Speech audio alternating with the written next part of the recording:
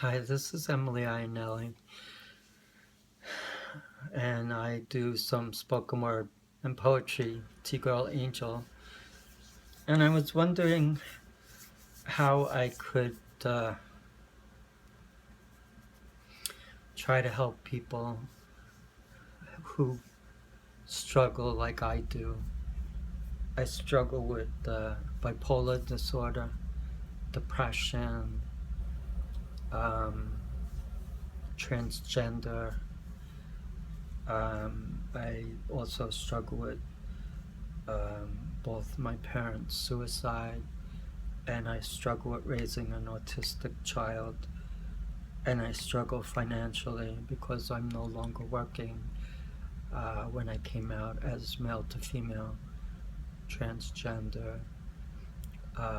The employer where I was working uh, was not really open to the idea of me transitioning on the job. So we went back and forth, and eventually they were seemingly okay as long as I did it in a slower pace. But the CPA firm where I used to work that actually placed me at that client of theirs thought it would be not such a good idea for me to transition there due to the nature of their business, which was engineering related. So they found me a job at a doctor's office in the city where he was expanding his locations, Tribeca Pediatrics. And when I met with the practice manager and her assistant, I didn't know how to dress.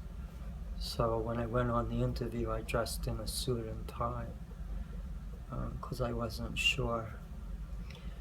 And the partner had explained my situation, that I wanted to transition and work as a woman.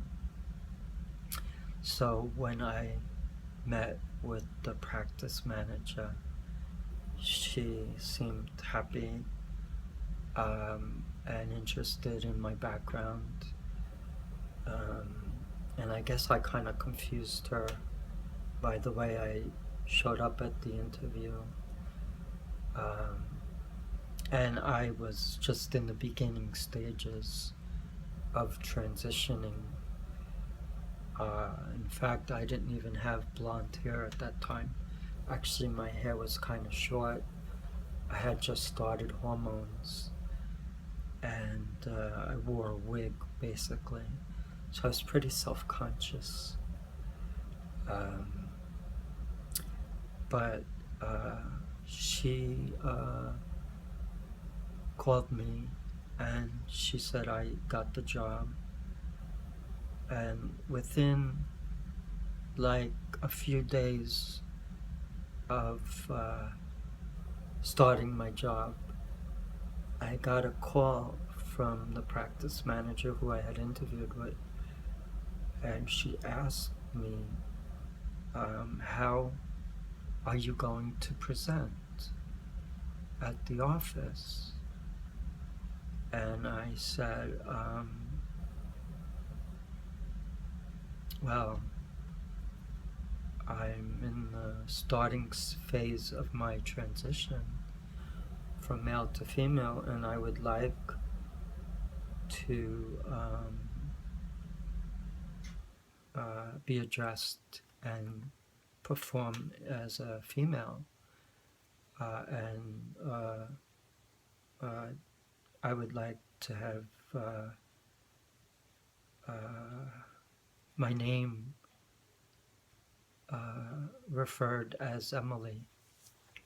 So she was very happy, and she said, we will honor your wishes, and she wished me good luck.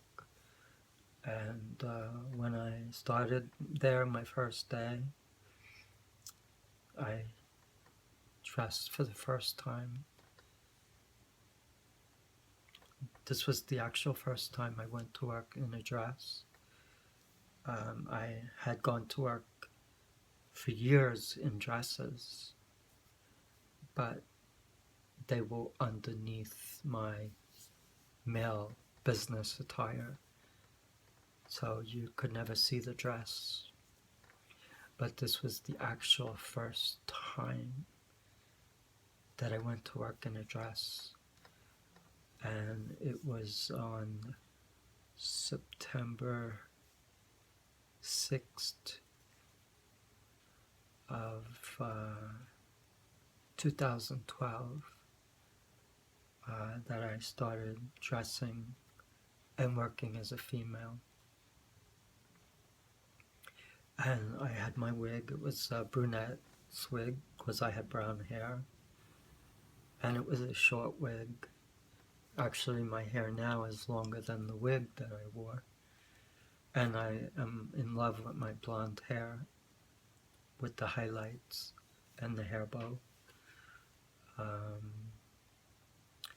But I found that in the beginning stages they were very kind and understanding, and they addressed me as Emily, even though I didn't legally change my name, and I still haven't, though I want to do all these surgeries. So I guess eventually I will have to legally change my name, but I'm on Social Security disability, long-term disability, and I have my life insurance policies and the deed to my house all in my birth name. So being that I'm not working, I'm almost hesitant to go through the change of name. What's more important to me right now, obviously, is my son, and also surgery to fully transition from male to female with regard to my vocal cord surgery or voice feminization surgery, and my bottom surgery called a vaginoplasty, so I could have a vagina, labia, clitoris. Obviously, I won't have all the female parts, but I'll have a female-shaped body, and I do admit that the hormones really help. They have done a wonderful job on my face. They also helped to redistribute my fat, and I'm more talkative as a person. But anyway, after 7 months at that job,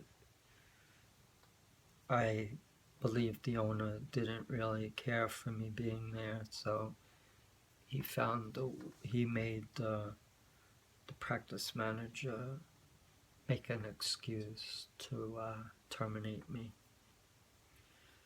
And the owner sat with me and said, well, I guess you're gonna have to go back to work in a man suit. And I said, absolutely not. I'm male to female transgender, and this is who I am. So I told him, you may terminate me, but you're not going to change me. And I had the satisfaction of telling that to him right to his face, because he seemed spiteful, as if he was making a joke of my situation.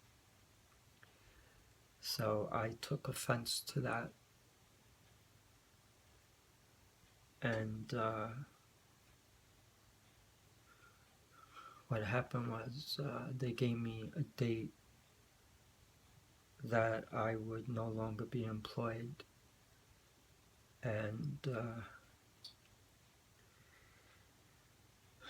I got dizzy and I fainted,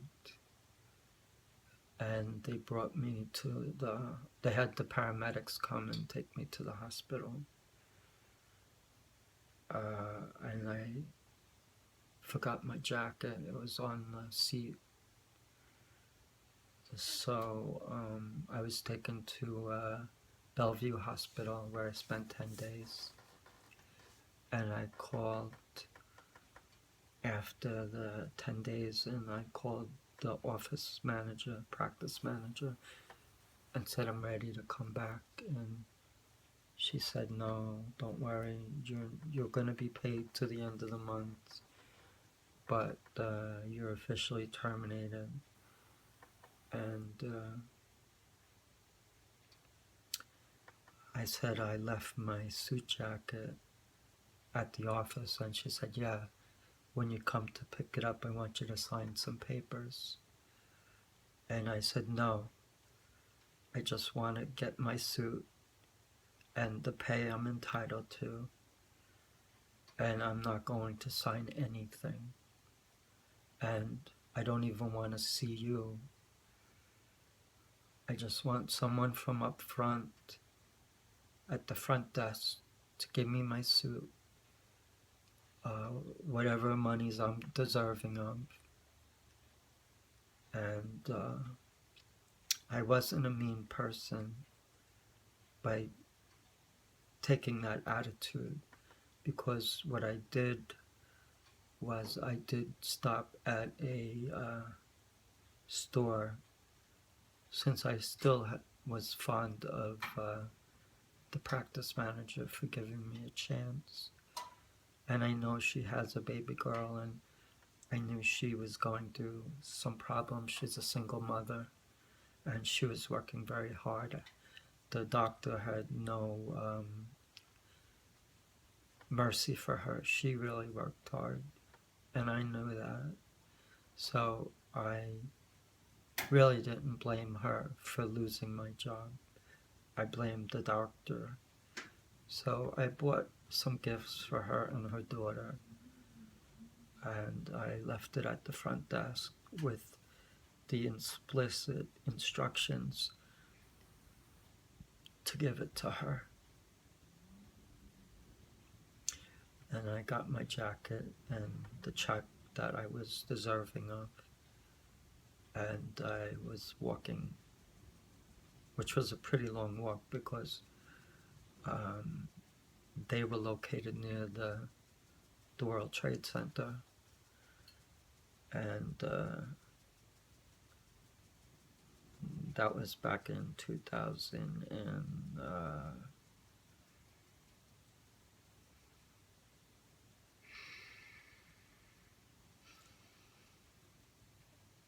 2013 that I lost my job. So I lost my job on April 2013. And I wound up in the hospital, and then I started seeing therapists and psychiatrists, and I was diagnosed with bipolar disorder, gender dysphoria.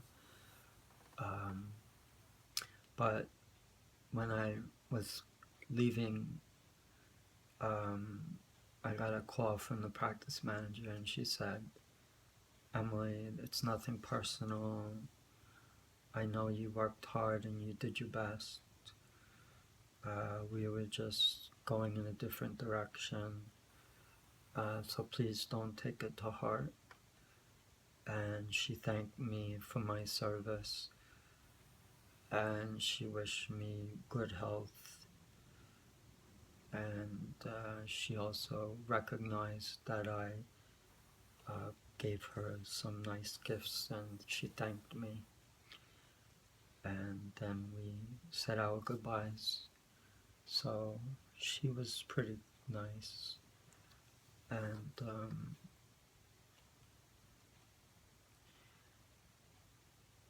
the experience wasn't what I had hoped for, but I got to work 7 months as a woman in my 30-year career in the accounting field, and doing some engineering work in the early stages, since I studied engineering and accounting. but I was too stressed out for engineering. But it was weird because ultimately it was the accounting that stressed me out with the tax season, the hours that I would never have encountered as an engineering professional. So sometimes I question my choices and why I took the leap from engineering to accounting. But I can't undo that. Actually, any profession you're in, there's pressure. And I wasn't a good,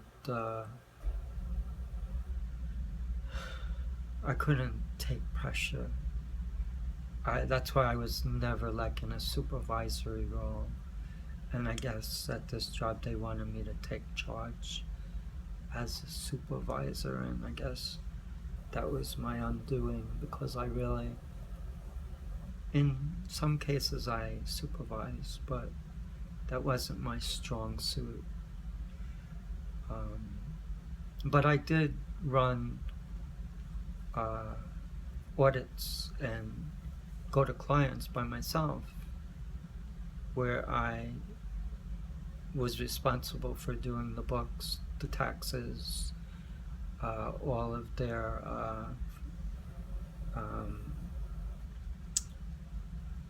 meeting all their deadlines. And I enjoyed that. I'd much rather work independently than trying to supervise people. And I have an autistic son now who I worry about. He's 18, and I know what it's like to be 18 and to struggle, because I struggled pretty much all my life. So I'm fortunate right now that I am on Social Security and I'm on long-term disability, and I have $1 million life insurance policy that will pay out if I die before October 1st, 2036. So I want my wife and son to be protected, and I will hopefully have the house paid off before my long-term disability runs out, so I can bank some of that money. And do my surgeries that I need to do. My voice feminization surgery, my bottom surgery, and I need to have a lipoma removed and address the arthritic pain that I'm suffering from now. I started my transition at age 51 on hormones. I went to Cal and Lord, and then I was going to Bellevue for my first hospitalization when I got diagnosed with bipolar. Then I was referred to Mount Sinai, Beth Israel, where I went for 3 years to a therapist and a psychiatrist. I absolutely loved my therapist. He was the best therapist I ever had. And then I had like multiple psychiatrists. My last psychiatrist was pretty cool. But then he wrote my letter for the surgery approval with her signing it, so they got the 2 signatures. But when and they changed the structure of the department, so he was no longer seeing patients.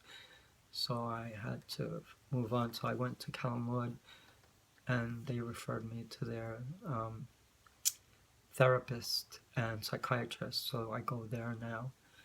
And now I'm also now at Mount Sinai Gender Clinic, where I'm doing vocal and gender surgery.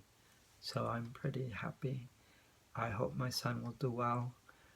I hope the surgeries are successful and I will sound more feminine and look more like a woman, and I hope I can do the lipoma removal and that my arthritis pain will be healed to some extent. I love you guys. Bye.